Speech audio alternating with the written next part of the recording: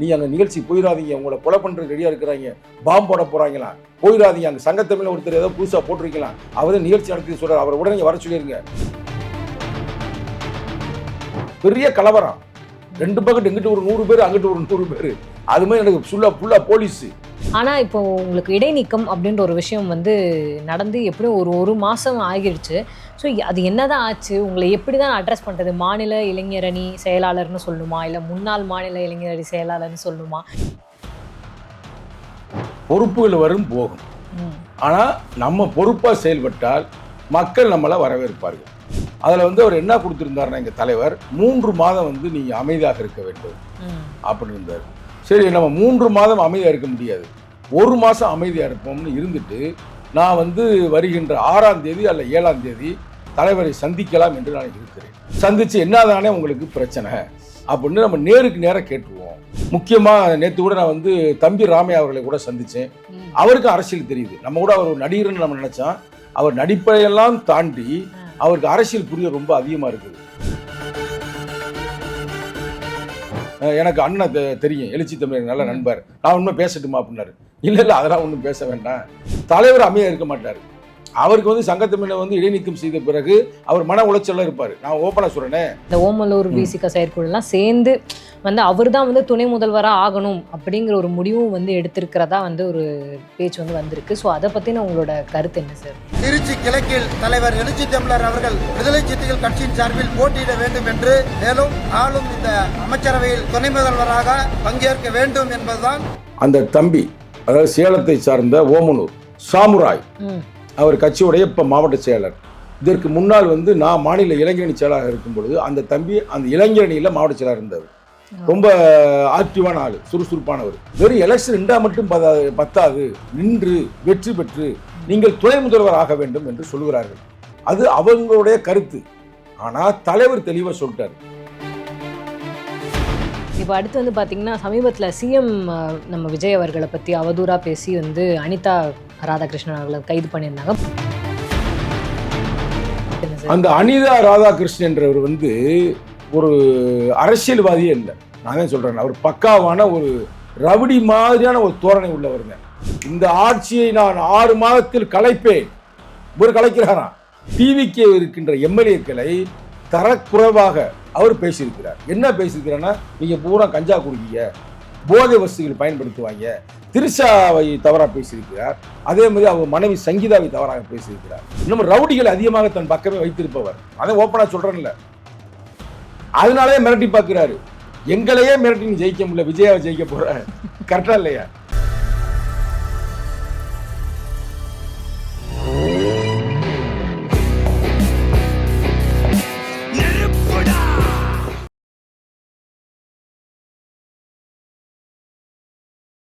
Fire தமிழன் channel நேயர்கள் அனைவருக்கும் வணக்கம். நான் உங்கள் தீப்தி. ஸோ ரொம்ப நாள் கழித்து மீண்டும் வந்து இன்றைக்கி சங்கத்தமிழன் ஐயாவை சந்தித்து நிறைய விஷயங்கள் வந்து கேட்டு தெரிஞ்சுக்கலாம். வணக்கம் சார்.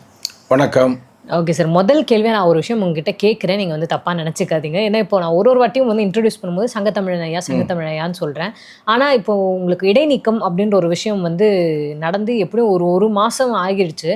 ஸோ அது என்னதான் ஆச்சு, உங்களை எப்படி தான் அட்ரஸ் பண்ணுறது? மாநில இளைஞரணி செயலாளர்னு சொல்லணுமா, இல்லை முன்னாள் மாநில இளைஞரணி செயலாளர்னு சொல்லணுமா, என்ன நிலைமையில் இருக்குது? அதுக்காக தான் சார் நான் இந்த கேள்வியே கேட்கணும்னு நினச்சேன். நீங்கள் ஒன்றும் கேட்க சொல்ல வேண்டாம், சங்கத்தமிழ்னு சொல்லுங்கள், சரிங்களா? போதும். பொறுப்புகள் வரும் போகும், ஆனால் நம்ம பொறுப்பாக செயல்பட்டால் மக்கள் நம்மளை வரவேற்பார்கள், சரிங்களா? இப்போ வந்து நீங்கள் சொன்ன மாதிரி இன்னும் 1 மாதம் ஆகவில்லை.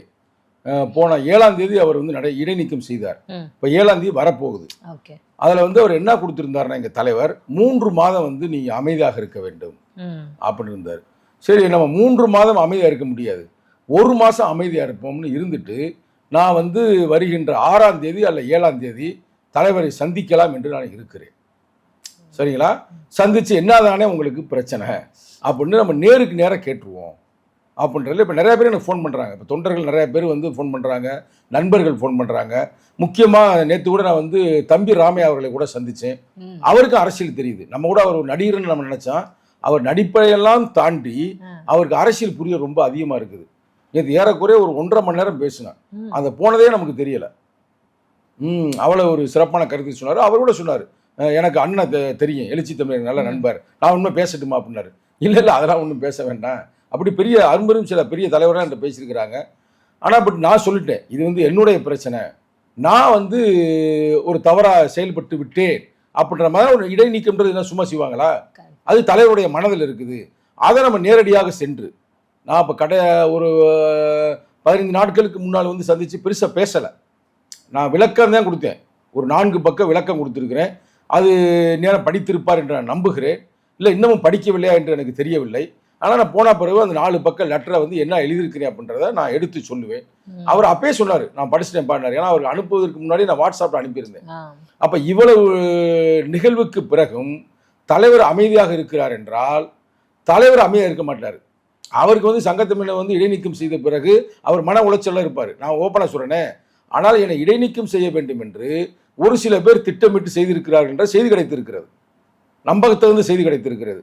அது ஒன்றும் பிரச்சனை இல்லை. இப்போ அவங்க கேபிஆர் ஆகட்டும், இப்போ மன மகிழ்ச்சியாக இருப்பாங்களே, ஒரு வாரம் நீக்கிட்டாங்க அப்படின்னு, சரி நம்ம டைம் கொடுப்போம். டைம் கொடுத்துட்டு நம்ம வந்து 7ஆம் தேதி தலைவரை சந்திப்போம். சந்தித்த பிறகு நான் உங்களை சந்திக்கிறேன், அப்புறம் நீ வந்து பேட்டி எடுங்க என்னைய, சரிங்களா? இப்போதைக்கு வந்து சங்கத்தமிழன் அப்படின்னு சொல்லி நீங்கள் அறிமுகப்படுத்துறது சிறப்பாக இருக்கும். சரி சார், ரொம்ப நன்றி. அடுத்து வந்து பார்த்தீங்கன்னா, இப்போ நேற்று வந்து நான் அவங்கள சந்திக்கிறதா இருந்துச்சு, ஆனால் என்னால் வர முடியல. ஆனால் நேற்று வந்து விவேகானந்தர் அவர்களோட நினைவு நாள். ஸோ அவர்களை பற்றி உங்களோட கருத்துக்கள் அப்படின்றது? பரவாயில்ல, நீங்கள் ஒரு இளைஞராக இருப்பதால் சுவாமி விவேகானந்தரை பற்றி கேட்கிறீர்கள். அதுக்கே முதல்ல வந்து உங்களுக்கு நான் வாழ்த்துக்களை தெரிவித்துக் கொள்கிறேன். இன்றைய இளைஞர்கள் வந்து அது ஆணாக இருந்தாலும் சரி, பெண்ணாக இருந்தாலும் சரி, சுவாமி விவேகானந்தரை பற்றி தெரிந்து கொள்ள வேண்டும். ஏனென்றால் அவர் பிறந்தது வந்து டிசம்பர் 12, 1863 பிறந்தார். எங்க பிறந்தார்னா கல்கத்தாவில் பிறந்தார். அந்த 12ஆம் தேதியை மையமாக வைத்து இந்தியாவின் இளைஞர்கள் நாள், இளைஞர்கள் எழுச்சி நாள் அப்படின்னு இந்தியா முழுக்க கொண்டாடப்படுவது சுவாமி விவேகானந்தரால தான். ஏன் அவரை கொண்டாடுகிறார்கள் அப்படின்னு நீங்க பார்த்தீங்கன்னா, நமக்கும் தமிழர்களாகிய நமக்கும் சுவாமி விவேகானந்தருக்கும் பெரிய நெருங்கிய தொடர்பு இருக்கிறது. அவர் 1863 பிறந்துட்டு 29 வயசுல அவர் இங்கே வர்றாரு சென்னைக்கு. சென்னைக்கு வந்து நேரம் சென்னைக்கு வரல, நேரம் அங்கே வர்றாரு, எங்க நம்ம கன்னியாகுமரிக்கு. கன்னியாகுமரியில் இன்னைக்கு சுவாமி விவேகானந்தருடைய அந்த பாறை இருக்குது பார்த்தீங்களா, அந்த இடத்துல நீச்சல் அடிச்சே அவர் போகிறாரு. இப்போ நமக்கு கப்பல் போகுது, போட்டுலாம் போகுது. நீச்சல் அடிச்சே போய் அந்த பாறையில் வந்து ஏறக்குறைய 3 நாள் தியானம் செய்திருக்கிறார். அந்த தியானத்தில் இந்தியாவுடைய நிலைமை என்னவா இருக்கும் வருங்காலங்களில் அப்படின்னு அவர் கணித்திருக்கிறார். அதற்கு பிறகுதான் அவர் சிக்காகோ போறாரு. தனது 30வது வயதில் இங்கிருந்து நேராக போறாரு சிக்காகோவுக்கு. தமிழர்களை தான் அவர் அனுப்பி வைக்கிறாங்க. அப்ப இருந்து சில தமிழ்நாட்டில் இருந்த சில மன்னர்கள் அவர் தான் எங்க அனுப்புறாங்க அவரை, இதுக்கு சிக்காகோவுக்கு. சிக்காகோ போயிட்டு அவர் பேசிய பேச்சு பெரிய வரலாற்று முக்கியத்துவம் வாய்ந்தது. என்ன பேசுறாருன்னா, பிரதர் அண்ட் சிஸ்டர்ன்றாரு. முதல் முறையாக பிரதர் அண்ட் சிஸ்டர் சொல்லாடலை அவர் தான் பயன்படுத்துறாரு. அப்ப எல்லாம் வெள்ளக்காரெல்லாம் பயப்படுறாங்க, என்னன்னா போல ஒரு விவரமா பேசுறாரு, யாரா அவர் அப்படின்னு. அவர் என்ன சொல்றாரு, உலகத்திற்கே வழிகாட்டி இந்தியா தான், இந்தியாவில் தான் பெரிய பெரிய மகான்கள் பிறந்த பூமி. அவர் அங்கவே பேசுறாருங்க. நீங்கள் வந்து அதாவது இயேசுநாதர் வரவுக்கு முன்னாலேயே, முகமது நபி வரவுக்கு முன்னாலேயே பல ரிஷிகள் பிறந்த பூமி தான் இந்தியா பூமி. இங்கே தான் வந்து புத்தர் பிறந்தாரு, இங்கே தான் பல தத்துவங்கள் பிறந்துச்சு அப்படின்னு அங்கே பேசுகிறாரு, விளக்கமாக கொடுக்குறாரு. அது உலக புகழ்பெற்ற பேச்சு, அது உங்களுக்கு தெரியும். அவ்வளோ பெரியவர். ஏன் நம்ம கொண்டாடுகிறோம் என்றால், அவர் சாதி ஒழிப்பு, பெண்கள் விடுதலை, அதில் ரொம்ப சிறப்பாக இருந்தார். நம் கூட அவர் இறந்த பிறகு ஒரு பெண் சீடர் தான் அவருடைய கருத்துக்களை பூரா உலகம் பூரா பரப்புனார். அவ்வளவுக்கு வந்து அவர் வந்து மக்கள்கிட்ட கருத்தை வந்து கொண்டு போயிருக்கிறார். அவருடைய வாழ்க்கை வரலாற்று நடந்த 2 நிகழ்வு மட்டும் சொல்கிறேன், என்ற இளைஞர்கள் தெரிந்து கொள்ள வேண்டும் என்பதற்காக. இவர் வந்து அந்த ராமகிருஷ்ண மடத்தில் தான் அவர் இருக்கிறார் சிஷியரா. அவர் இறந்து போயிறாரு, ராமகிருஷ்ண பரமாத்மா இறந்து போயிறாரு. இறந்து போன பிறகு இவர் தான் வந்து இதாகிடுறாரு, தலைவராகிடுறாரு. தலைவரான பிறகு நடந்த நிகழ்வு அது அவருடைய புத்தகத்திலே இருக்கும். பக்தி மார்க்கம், கர்ம மார்க்கம், ஞான மார்க்கம்னு 3 புத்தகம் இருப்பார், உலக புகழ்பெற்ற புத்தகம். அதை நான் அப்பயே படித்து காலேஜில் படிக்கும்போது அதிலே அவர் அதில் இருக்கார். என்ன பண்ணுவார்னா, அவர் அங்கே வந்து பணியில் செய்து கொண்டிருக்கும் பொழுது ஒரு 10 பிராமணர்கள் வர்றாங்க. வந்து ஐயா எங்கள் ஊரில் வந்து, அது யார், சென்னையை சார்ந்த பிராமணர்கள் அவர் சந்தி சொல்கிறாங்க, ஐயா எங்கள் ஊரில் வந்து பசுமாடுகள்லாம் நிறையா இருக்குது, அந்த பசுமாடுகளை நான் பாதுகாக்க வேண்டும், உங்கள் மடத்திலிருந்து எங்களுக்கு கொஞ்சம் பணம் கொடுங்கள் அப்படின்னு கேட்குறாரு. இவர் அமைதியாக இருக்கார், பதில் சொல்லாமல். 2வது முறையும் கேட்குறாங்க, அமைதியாக இருக்கிறாரு. 3வது முறை கேட்கும்போது அவர் ஒரு கேள்வி கேட்குறாரு, உங்கள் ஊரில் வந்து சேரி இருக்கிறதா? அவர் கேட்குறாருங்க, அப்படியே பதிவு பண்ணப்பட்ட இருக்குது அந்த இது, நிறைய பேர் தெரியாது. ஆமாங்க, எங்கள் ஊரில் சேரி இருக்குங்க. நீ அங்கே ஒரு நாளாவது சென்று இருக்கிறாயா அப்படின்னு இருக்காரு. ஐயோ தீட்டு நாங்கள் அங்கெல்லாம் போக மாட்டோம், அபச்சாரம், நாங்கள் போகல அப்படின்றாங்க. அப்போ பக்கத்தில் இருக்கிற ஒரு கம்பு எடுத்துட்டு அடித்து விரட்டுறாரு. ஏன்டா உன் சக மனிதனை வந்து உன்னால் மதிக்க தெரியல, அவனுக்கு நீ பணிவிடை செய்ய தெரியல, அவன் வேலை இல்லாமல் வழி இல்லாமல் வாழ வழி இல்லாமல் வாழ்ந்து கொண்டிருக்கிறான். நீ பசுமாடை காப்பாற்றுறீன்னா அது பசுமாடு இயற்கையானது, விலங்கு, அது எங்கேயாவது போய் நீ அவுத்து விட்டுனா அது பாட்டுக்கு வாழ்ந்து கொள்ளும். இயற்கையில் எவ்வளவோ வயல்கள் இருக்குது, அங்கே போய் மேயும், அதை பாதுகாத்து அந்த பாலை கறந்து அதை பிஸ்னஸ் பண்ணுறதுக்கு ஏன்டே வந்து காசு ஏற்கிறியா அப்படின்னு அடித்து விரட்டுறாரு. இந்த காலத்து கூட இல்லை, அந்த காலகட்டத்தில் பசுமாடுகளை பாதுகாப்பதே ஒரு பெரிய செயல் திட்டமாக இருந்தது அந்த அவர் வாழ்ந்த காலகட்டத்தில். அப்போ அது ஒரு நிகழ்வு வாழ்க்கையில், அதில் ரொம்ப ஃபேமஸ் ஆகிறாரு. அப்போ தான் அவர் சொல்கிறாரு, இந்தியா ஒரு புண்ணிய பூமி தான், ஆனால் இந்த இந்தியாவில் வந்து இவ்வளவு சிக்கல்கள் வருவதற்கு காரணம் என்னன்னா, நம்ம பெண்களை அடிமையாக நடத்துகிறோம். அந்த காலத்தில் சதியெல்லாம் இருந்திருக்கு. ஆமாம், அதனால் அவர் சொல்கிறார், பெண்களை அடிமையாக நடத்துறீங்க, சக மனிதர்களை சாதியின் பேரில் அடிமைப்படுத்துகிற, அதனால தான் இந்தியா விளங்க மாட்டேங்குது அப்படின்னு யார் சொல்கிறார்? சுவாமி விவேகானந்தர் அந்த காலத்திலே சொல்கிறாரு. அவர் தான் சொன்னார், இளைஞர்களே எல்லா சக்தியும் ஒன்றை இருக்குது. அவர் வந்து இந்த 3 வேதங்கள் இருக்கு அவங்க இதில், 3 கோட்பாடு, அத்வைதம், துவைதம், விசிறுத்வைதம்னு. அத்வைதத்தை பற்றி வரதே முழுக்க பேசினார். அத்வைதம் என்றால் என்னன்னா, எல்லார்ட்டையுமே கடவுள் இருக்காருன்னு அர்த்தம். மனிதர்களே ஒரு கடவுளின் மறு உருவம் தான் அப்படின்ற கருத்தை தான் அவர் சொன்னது. அவருடைய கருத்து நீங்கள் படிச்சிருக்கான்னு தெரியல, இளைஞர்கள் புரிஞ்சுக்கிறேன்னு அவரே சொன்னார். Our life is what our thoughts make it. முதல்ல சொன்னது அவர் தான். புத்தர் சொன்ன கருத்து தான், நீ என்ன நினைக்கிறாயோ அதுவாகவே மாறுவாய். Take up one idea, make that one idea your life, think of it, dream of it, live and that idea is alone, this is a spiritual way of the success அப்படின்னா அந்த காலத்தில் அவர் பேசியிருப்பார். அவ்வளோ ஒரு பெரிய மகான். அடுத்த நிகழ்வு என்னன்னா, நீங்கள் பார்த்தசாரதி கோயில் போயிருக்கிறீங்களா? போயிருக்கிறீங்களாங்க? போகும்போது என்ட்ரன்ஸில் நீங்கள் பார்த்தீங்களா பார்க்கலன்னு தெரியல, ஒரு கல்வெட்டு இருக்கும். நீங்கள் பார்க்கலன்னா நீங்கள் அடுத்த முறை போகும்போது பாருங்கள். அந்த கல்வெட்டில் என்ன எழுதியிருப்பாருன்னா, அந்த சிக்காகோல இருந்து சென்னையை சார்ந்த ஒரு பிராமணருக்கு தான் ஒரு கடிதமே எழுதுறாரு. நம்ம அதுக்காக எல்லாரும் பிராமணர்களும் தப்பா எடுக்கக்கூடாதுன்ற இந்த கருத்தை நான் சொல்கிறேன். அவர் என்ன எழுதுறாருன்னா, அவர் பேரை போட்டு, இன்றைக்கி அந்த கல்வெட்டு அப்படியே இருக்குது, இப்போ நாளைக்கே நீங்கள் பார்க்கலாம். அவர் என்ன எழுதியிருக்கிறாருன்னா, இங்கே இருக்கிற இந்த பார்த்த சாரதி உன்னை நல்லா வழி நடத்த வேண்டும். அவரை ஏன் வழி நடத்த வேண்டும்னா, நீ வந்து அந்த சென்னையில் இருக்கின்ற ஒடுக்கப்பட்ட மக்களுக்கு, தாழ்த்தப்பட்ட மக்களுக்கு, ஏழைகளுக்கு, பெண்களுக்கு உதவி கொண்டிருக்கிறாய், அதை தொடர்ந்து செய். இந்த செயலை யாரும் செய்ய மாட்டாங்க, இது ரொம்ப கடினமான செயல், அதை நீ செய்வதாக நான் உன்னை பாராட்டுகிறேன்னா அந்த காலகட்டத்தில் எழுதியிருக்கிறாரு. அது யாருன்னா, பகவான் கிருஷ்ணரே வந்து உனக்கு உதவி செய்வார், அவரே மகிழ்ச்சி அடைவார். நீ போய் பாருங்க, நாளைக்கு அந்த கல்வெட்டு அப்படியே இருக்குது. நான் போனால் அந்த கோயிலில் போனால் அந்த கல்வெட்டையும் பார்ப்பேன். அப்போ அவ்வளவுக்கு வந்து அவர் மனித நேயத்தோடு இருந்திருக்கிறார். ஒரு சின்ன ஒரு குழப்பம் இருக்குது, அவர் ஏன் 39 வயசுலேயே செத்தாரு அப்படின்ற ஒரு குழப்பம் இருக்குது. சில அதாவது பிராமணர்கள் மட்டும் இல்லை, சில சனாதனவாதிகள் அவர் கொலை பண்ணிட்டாங்க அப்படின்ற மாதிரி சொல்கிறாங்க, விஷம் வச்சு. யார் நம்ம இவரை பண்ண மாதிரி, யார் வள்ளலாரை மாதிரி, வள்ளலார் அப்படியே ஒரு தீக்குள்ள இறக்கி விட்டாங்க அப்படின்றாங்கல்ல, அப்படி ஜோதி ஆகிட்டாருன்னு. அதே மாதிரி நந்தனாரையும் சொல்கிறாங்க. அது எவ்வளோ உண்மைன்னு தெரியல, நம்மளாம் சொல்ல முடியாது. ஆனால் அப்படி ஒரு கருத்தும் நிகழ்வுகிறது. அப்படிப்பட்ட கொள்கையில் உள்ள சுவாமி விவேகானந்தர் அவருடைய இந்த நினைவு நாளில், அது நேற்று இருந்திருக்கலாம், நீங்கள் வரலை, ஆனால் இந்த நாளில் அவருக்கு வந்து என்னுடைய செம்மார்ந்த வீர வணக்கத்தை உங்கள் யூடியூப் மூலமாக தெரிவித்துக் கொள்கிறேன். Super sir. எனக்கு இன்னொரு விஷயம் என்னென்னா, பொதுவாக பொலிட்டீஷியன்ஸ் அப்படின்னாலே பாலிடிக்ஸு, இந்த கட்சி அது, அந்த கட்சி இது, இப்படின்றத மட்டும் தான் நான் பேசி பார்த்துருக்கேன். ஆனால் நீங்கள் இவ்வளோ புக்ஸு வந்து படிக்கிறீங்க, விவேகானந்தர் அவர்களை பற்றி இவ்வளோ விஷயங்கள் சொல்கிறீங்க, அம்பேத்கர் அவரை பற்றி கேட்டால் அவரை பற்றியும் சொல்கிறீங்க. எப்படி சார் நீங்கள் புக்ஸு நிறைய படிச்சுக்கிட்டே இருப்பீங்களா? எப்படி உங்களுக்கு இந்த திறன்? இல்லை, கல்லூரியில் படிக்கும்போது நான் புக்கு படிப்பேன். நான் இந்த சொன்னதில் இப்போ நான் படித்ததே இல்லை. பக்தி மார்க்கம், கர்ம மார்க்கம், ஞான மார்க்கம் 3 புத்தகமே சுவாமி விவேகானந்தருடைய முக்கியமான புத்தகங்கள். அதை நீங்கள் ஒரு முறை படிங்க, உங்களாலே உணர முடியும் நமக்குள்ள தெய்வ சக்தி இருக்குன்னு.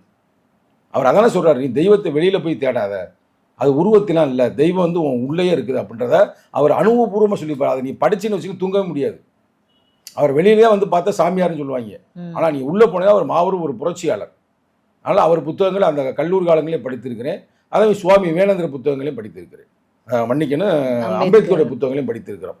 தொடர்ந்து இவங்க புத்தகம் மட்டும் இல்லை, நம்ம அத்வைதம், துவைதம், அதெல்லாம் என்ன சொல்லுது, எது சொல்லுது, ராமானுஜம் என்ன சொன்னார், சங்கரர் என்ன சொன்னார், அதெல்லாம் நம்ம படித்திருக்கிறோம். அதே நேரத்தில் பகவத்கீதை என்ன சொல்லுது, பைபிள் என்ன சொல்லுது, திருக்குறள்லாம் உட்காந்து என்னோட இப்போ இஸ்லாமியர் விவாதிக்க முடியாது, அவங்கள விட நம்ம கூட சொல்ல முடியும். 114 அத்தியாயத்தில் என்னென்ன சொல்லியிருக்குன்னு நம்ம சொல்ல முடியும். சரிங்களா? அது வந்து படிக்க வேண்டும் என்ற ஒரு எண்ணம். அதெல்லாம் தொடர்ந்து இப்போ கூட படித்து கொண்டு தானே இருக்கிறோம் நம்ம. அதுக்கான காரணம் என்ன சார்? காரணம்லாம் ஒன்றும் இல்லை, படிக்கணும். படித்தா தானே வாழ்க்கையில் வந்து பல கருத்துக்கள் நமக்கு தெரியும். இப்போ ஆர்எஸ்எஸ்லாம் நிறைய பேருக்கு அவங்களுக்கே தெரியாது ஆர்எஸ்எஸை பற்றி. ஆர்எஸ்எஸ் உடைய சித்தாந்தம் என்ன, மோகன் பகவத் இப்போ என்ன செய்து கொண்டிருக்கிறார், அந்த அமைப்பு உருவாக்கிய சவார்கர் அவர் தான் இதுக்கெல்லாம் முக்கியமான காரணம். அதை அவர் எப்படி உருவாக்கினார், என்ன காரணம் இது இருக்குது. அதே மாதிரி பல விஷயங்கள் அவங்களுடைய வந்து முக்கியமான புத்தகம் நம்மளோட நல்ல புக்கு, ரொம்ப முக்கியமான புக்கு பஞ்சாப் தாட்ஸ், அதாவது சிந்தனையின் தொகுப்பு அப்படின்றது அவங்களுக்கு வேத புத்தகம். அந்த புத்தகத்தை வச்சு தான் இன்னைக்கு மோடி பிரதமராக இருக்காரு. அந்த புத்தகத்தை வச்சு தான் இன்னைக்கு அமித்ஷா பெரியாளாக இருக்கிறாரு. அவ்வளவு கருத்துக்கள் அந்த புத்தகத்துக்குள்ளே எழுதியிருப்பாங்க. அது வந்து நமக்கு பிடிக்காது, பட் அவங்க ஒரு கருத்துக்கள் அதில் எழுதியிருப்பாங்க. அந்த கருத்துக்கள் தான் இன்னைக்கு இந்தியாவில் இருக்கிற பெரும் தலைவர்கள்லாம் இன்னைக்கு ஜனாதிபதி ஆகிருக்காங்களே, அதுக்கு காரணம் அந்த புத்தகம் தான். பஞ்சாப் தாட்ஸ், வாய்ப்பு இருந்தால் நீங்கள் படிங்க. அவ்வளவுக்கு அவங்க கருத்துக்கள்லாம் சொல்லுவாங்க. அவங்களெல்லாம் பிதாமகன் யாருன்னா சவார்கர், ஹெட்கவர், கோல்வால்கர், இதெல்லாம் அவங்களுக்கு யாருக்குமே தெரியாது. அவங்க தான் இந்த அமைப்பெல்லாம் கட்டமைத்தவர்கள். ஏன்னா நம்ம வந்து ஜனநாயகத்துக்காக போராடும் பொழுது சனாதனவாதிகளை நம்ம தெரிஞ்சுக்கிறோம்ல, அப்படிதான் நம்ம படிக்கிறது. நம்ம நீ ஏன் படிக்கிறேன்னு கேட்டீங்க பார்த்தீங்களா, அதுக்கு முக்கியமான காரணம் புரட்சியாளர் அம்பேத்கர் தான். அம்பேத்கர் என்ன சொல்றாருன்னா, படித்து கொண்டே இருந்தார்.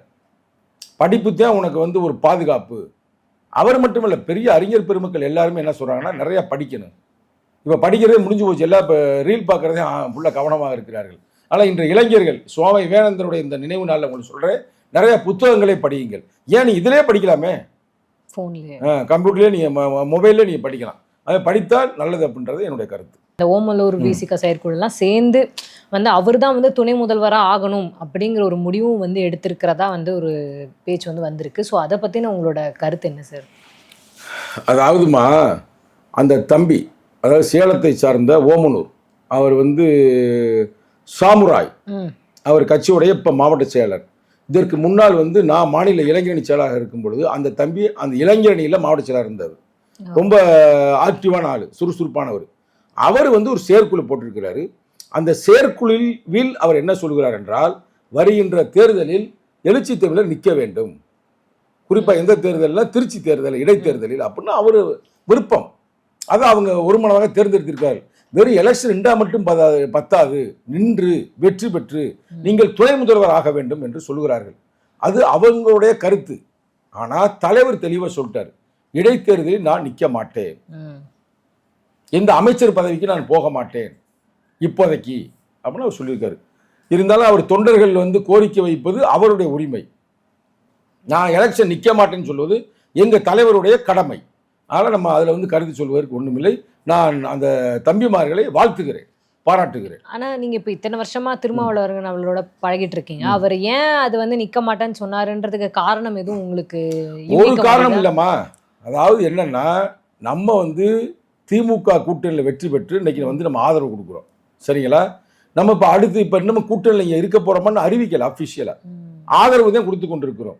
இந்த தருணத்தில் நீங்கள் எங்களுக்கு சீட்டு கொடுங்கன்னு போய் கேட்பது நாகரிகம் இல்லை, அப்படிதான் நினைக்கிறேன் நான். ஏன்னா போன முறையில் அவ்வளவுக்கு நாங்கள் திமுகவுக்கு உறுதுணையாக இருந்த போது கூட காட்டு மன்னார் கோயிலில் அவர் நிற்க போன்னு ஆசைப்பட்டார் தேர்தல். நான் இருக்க நான் இல்லையா, காட்டு மன்னார் கூட நான் நிற்கிறேன் தேர்தலில் அப்படின்னும் போது அவர் திமுக காரில் அவர் நிறுத்தவில்லை. அவர் இப்போ தலைவரை போய் சொல்கிறார்ல ஓப்பனாகவே. இப்போ 2 3 நாளைக்கு ஒரு மேடை என்ன சொல்கிறாருன்னா, நான் காட்டு மன்னார் கூட நிற்பதற்காக ஆசைப்பட்டேன், ஆனால் ஏன் தேர்தல் நான் நிற்கவில்லை என்று என்னிடம் கேட்கிறீர்கள் பத்திரிகையாளர்கள், போய் நீங்கள் வந்து முன்னாள் முதல்வர் ஸ்டாலினிடம் கேளுங்கள், ஓப்பனாக டிக்ளேர் பண்ணுறாருல. ஆனால் அவர் ஏன் நிற்கவில்லை என்பது எனக்கு தெரியும். ஏன்னா அந்த எலெக்ஷன் அவர் நிற்க மாட்டேன்னு சொல்வதற்கு முன்னால் என்னோடு 1 மணி நேரம் பேசினார் ஃபோனில். 1 மணி நேரம், சும்மா இல்லை, 1 மணி நேரம் நானும் தலைவரும் பேசினேன். அப்போ நான் வலியுறுத்தினேன், ஆனால் எது வந்தாலும் பிரச்சனை, நீ நில்லுங்கண்ணே தேர்தல் அப்படின்னு. ஆனால் அவர் ஏன் நிற்க மாட்டேன் அப்படின்றது சில கருத்துக்களை சொன்னார். அதை நம்ம பொதுத்தளத்தில் இப்போ நம்ம சொல்ல முடியாது. ஆனாலும் கூட ஒரு கருத்து சொல்ல முடியும், அவர் நிற்காமல் போனதற்கு காரணம் முழுக்க முழுக்க திராவிட முன்னேற்ற கழகம்தான். அப்போ இன்னைக்கு வந்து வேணா விஜய் இதை பார்க்கும் பொழுது, பாடுறா இவர் வந்து ஒரு எம்பி, ஒரு தலை சிறந்த ஒரு அரசியல்வாதி, நேர்மையானவர், இவர் தேர்தலில் கூட நிற்க முடியாமல் தளபதி செய்திருக்கிறார், இன்னைக்கு அவங்க கட்சிக்காரர்கள் வந்து இவர் நிற்கணும்னு ஆசைப்படுறாங்க, அப்போ அவர் கட்டாயப்படுத்தினாங்க தலைவரை போய் வந்து திருச்சி தான் இல்லை, மதுராந்தகம் அங்கே இடைத்தேர்தல் வரப்போகுது, ஏதாவது ஒரு தொகுதியில் நீங்கள் நில்லுங்கண்ணே அப்படின்னு அவங்க சொல்லலாம். ஒருவேளை அவர்கள் நிற்க வேண்டும் என்று அன்பு கட்டளையிட்டால் எங்கள் தலைவரும் ஏற்கலாம். ஏற்ற பிறகு எங்கள் தலைவர் அவர்கள் வந்து விருப்பப்பட்டு அமைச்சராக கூட ஆக்கலாம். அது நம்ம கையில் இல்லை, பார்ப்போம், காலங்கள் தான் பயிர் சொல்லும், பொறுத்திருந்து பார்ப்போம். Okay sir. இப்போ அடுத்து வந்து பார்த்தீங்கன்னா, சமீபத்தில சிஎம் நம்ம விஜய் அவர்கள பத்தி அவதூறா பேசி வந்து அனிதா ராதாகிருஷ்ணன் அவர்கள கைது பண்ணியிருந்தாங்க. பட் இப்போ வந்து பார்த்தீங்கன்னா, சொந்த ஜாமீன்ல விடுவிப்புன்னு சொல்லிட்டு போட்டிருக்காங்க. ஸோ அத பத்தின உங்களோட கருத்து என்ன சார்? அந்த அனிதா ராதாகிருஷ்ணன்றவர் வந்து ஒரு அரசியல்வாதியே இல்லை. நான் தான் சொல்கிறேன், அவர் பக்காவான ஒரு ரவுடி மாதிரியான ஒரு தோரணை உள்ளவர் தான். ஏன்னா எனக்கே நேரடியான அவர்கிட்ட பழக்கம் இருக்குது, நேரடியான சில பிரச்சனைகள் இருக்குது. எப்படின்னு கேளுங்க, அதை முக்கியமாக சொல்கிறேன் இந்த நேரத்தில். அப்போ தான் இந்த கருத்துக்கு வரும். அப்போ யாரும் தெரியுமில்ல. ஏன்னா அவர் இன்னைக்கு ஒரு பேட்டி கொடுக்குறாரு, இந்த ஆட்சியை நான் 6 மாதத்தில் கலைப்பேன். இவர் கலைக்கிறாராம். அதுக்கு வந்து முருகன் மேலே சாட்சியா, திருச்செந்தூர் முருகன் மேல் சாட்சி அப்படின்றாரு. திருச்செந்தூர் முருகன் கம்பு வச்சுருக்காருன்னா வேலு வச்சுட்டு கண்ண குத்திவிடாமல் கரெக்டாக அவரை சொல்கிறாரு. அவரே ஆண்டி கோலத்தில் போய் உட்காந்துருக்கிறாரு, பழனியில் போய் அவரை போய் சத்தியம் பண்ணுறாரு. ஏங்க, மக்களால் தேர்ந்தெடுக்கப்பட்டது, அதை உனக்கு கலைக்கிறதுக்கு என்ன உனக்கு அருகதை இருக்குது? ஓப்பனை சொல்லக்கூடாது. இதுக்கே அவர் மேலே வழக்கு போடலாம்.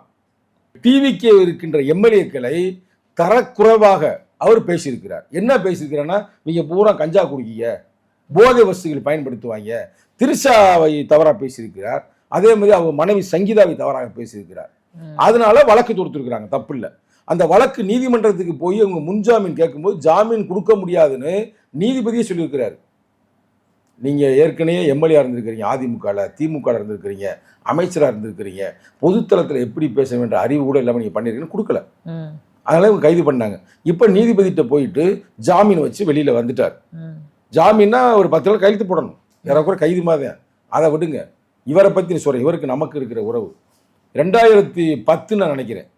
அந்த காலத்தில் வந்து நீங்கள் சின்ன குழந்தையா இருந்தது. இப்போ 2010 கரும்புலி முத்துக்குமார்னு ஒரு தம்பி தான் மேலே தீ வச்சு சாகுறாரு ஈழத்துக்காக. இப்போ யோசித்து பாருங்க, உங்களுக்கு ஞாபகத்துக்கு வரும். ஈழ பிரச்சனைக்காக தான் மேலேயே தீயை வச்சு செத்து போயிடுறாரு. நெட்டில் போட்டு பாருங்க, கரும்புலி முத்துக்குமார்னு. அவர் கரும்புலின்ற பட்டம் எங்கள் தலைவர் தான் கொடுத்தாரு. 2010 ஜனவரி 29 ஒரு தற்கொலை பண்ணிக்கிறார். அந்த காலகட்டத்தில் இருந்த மேதகு இருக்கார் பார்த்தீங்களா, அவருக்கு வீர வணக்கமே செலுத்துகிறார். மேதகு வீர வணக்கம் செலுத்திய ஒரே தமிழ்நாட்டை சேர்ந்த யாருன்னா இவர் தான், முத்துக்குமார் தான். அதுக்கு பாசறை ஒன்றை கட்டமைச்சார் எங்கள் தலைவர். அதில் மாநில செயலாளராக எனக்கு தான் கொடுத்தார் பொறுப்பு. மாநில முதன்மை செயலாளர் கரும்புலி முத்துக்குமார் பாசறை. அந்த காலகட்டத்தில் நாங்கள் வந்து அவருக்கு செலவு வைக்கிறோம். யார்? முத்துக்குமார். நான் இப்போ துபாயில் இருக்கிறேன், தலைவர் இந்த பொறுப்பை கொடுத்துருக்கிறாரு. நான் துபாயிலேருந்து வந்திருக்கிறேன். அப்போ ஒன்றும் அரசியல் நமக்கு அவ்வளோ அனுபவம் பத்தலை. வந்திருக்கும் போது அவர் தெரிஞ்சிருச்சு, யாரோ துபாயிலேருந்து வந்திருக்கிறாரா சங்கத்தமிழே, அவர் தான் அந்த சிலையை வைக்க போகிறாரு விடுதலை சிறுத்தையின் சார்பாக அப்படின் போது நல்லா கேட்டுக்கிறங்க. அந்த இறந்து போன தம்பி நாடார் சமூகத்தை சார்ந்தவர், விடுதலை சிறுத்தையுடைய தலைவர் பறையர் சமூகத்தை சார்ந்தவர். அப்போ என்னன்னா, ஒரு நாடாருக்கு ஒரு பறையை வந்து சிலை வைக்கிறதா அப்படின்ற இதில் வந்து இவர் கிளப்பி விடுறாருங்க பிரச்சனையை. ஒரு திமுக கூட்டணி தான் இருக்கிறாரு, எங்களை சிலையே வைக்க முடியாத அளவுக்கு சிக்கலை உருவாக்குறாரு. இப்போயாவது நம்ம கொஞ்சம் அமைதியாக பேசுகிறோம். அப்போ சரி வாப்பா மோதி பார்ப்போமான்ட்டு இவ்வளோ பிரச்சனை பண்ணுறா அப்படின்னு சொல்லிட்டு மதிலிருந்து ஆளுகளெல்லாம் இறக்கி அந்த சிலையை சொன்ன இடத்துலேயே வச்சனாங்க. எங்கள் தலைவர் அப்பயே சொல்கிறீங்க, எங்கள் தலைவர் வந்து தலைவரோட பாம்பு போட்டுருன்றாங்க. எங்கள் தலைவர் மேடையில் பேசினே இருக்குது, நீங்கள் என்ன பாருங்கள், எடுத்து பாருங்கள் வரும். என்ன சொல்லி பாருங்க எங்கள் தலைவர், இன்று என் மேல் பாம்பு வீசுவோம் என்று சொல்லுகிறவர்கள், கல் வீசுவோம் என்று சொல்லுவர்கள் நாளை வருங்காலத்தில் பூமாலை சூடுவார்கள் அப்படின்னு அப்பே சொன்னார். சொல்லி அவ்வளோ நெருக்கடியான சூழ்நிலை.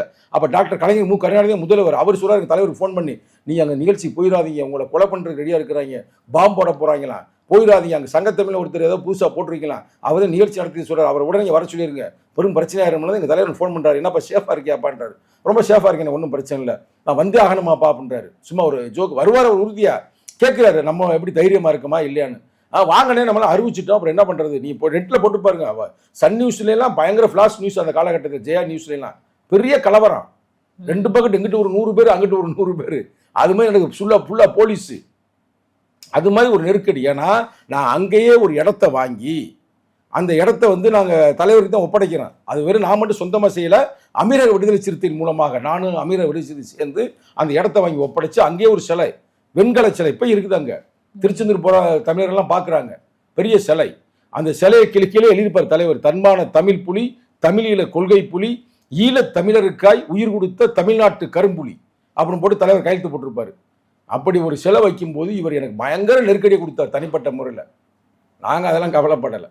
உன்ன மாதிரி 1000 பேரை பார்த்து தாப்பா நாங்கள் இங்கே வந்திருக்கிறேன், துபாயில் இருந்தால் வெறும் துபாய்க்காரன் மட்டுமா பார்ப்பாங்க, பல நாட்டுக்காரன் வருவேன் அப்படின்னு சொல்லி அப்புறம் சிலையை வச்சு முடிச்சிட்டோம்.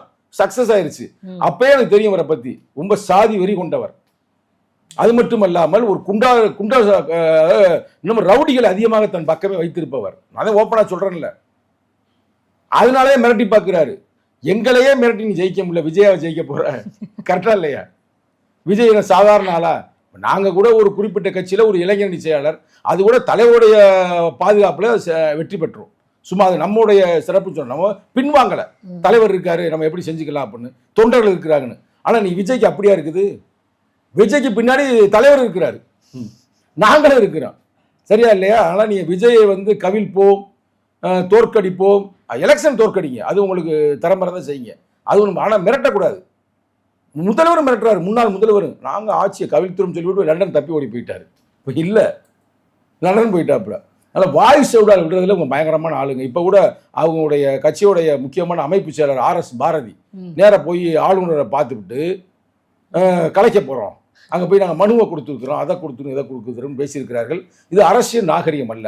அதனால் வந்து இப்படி பேசுறதெல்லாம் விட்டுவிட்டு முறையாக அரசியல் செய்தால் உங்களுக்கு மக்கள் உங்களை ஆதரிப்பார்கள். எதிர்க்கட்சி ரொம்ப முக்கியங்க. சுவாமி விவேகானந்தரை போல புரட்சியாளர் அம்பேத்கர் என்ன சொல்றாருன்னா, ஜனநாயகம் வெற்றி பெற வேண்டும் என்றால் எதிர்க்கட்சி வேணும்ன்றாரு. எதிர்க்கட்சி இருந்தாலும் கேள்வி கேட்பேன்.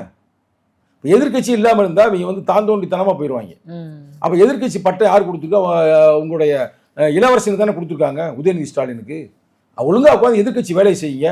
இப்போ ஆணவ படுகொலை நடந்துச்சுங்க, சீர்காழியில் போயிருக்கலாம்ல, போய் நிற்கணும்ல, மக்கள் பிரச்சனை போராடணும்ல, அதெல்லாம் செய்யறதில்லை. கலைத்து விடுவோம் உங்கள் ஆட்சியை.